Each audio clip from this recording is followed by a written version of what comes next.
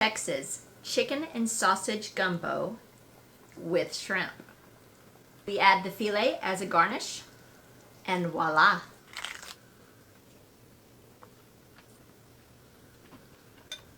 Damn it, boy. Coat the bottom of your pan with a little bit of bacon grease. Season chicken thighs with some Creole or Cajun seasoning. Season heavily.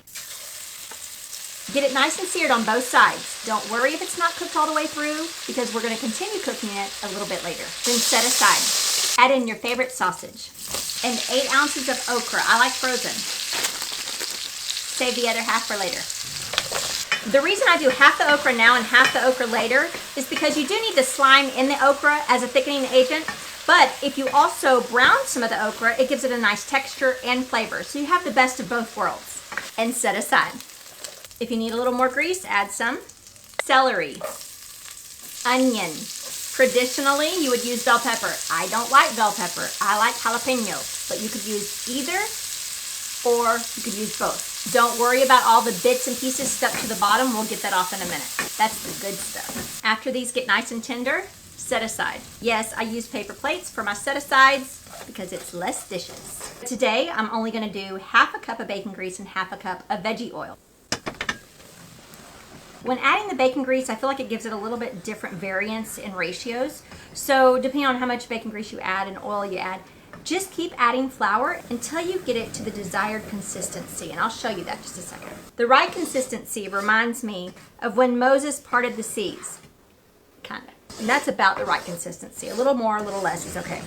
If you don't want to make roux and save for later, then do about half this amount. So about half a cup of oil and bacon grease. We're at the caramel color. This is about what I like the color to be for etouffee. Once you get it to a dark copper penny color, almost chocolate color, go ahead and turn your heat off. We're gonna allow this to cool, and then we're gonna reserve some of it and then continue to cook our gumbo. I'm going to reserve about half of this for next time. Ooh, that's a pretty chocolate color. 1.5 tablespoons of chicken bouillon. 5 cups of water. It's gonna take a minute for all that to combine. A couple bay leaves. I know y'all get silly over this stuff, but in Texas, you just add it if you like it, and if you don't add it. I promise it's good. Now's the time to add in the diced veggies from earlier.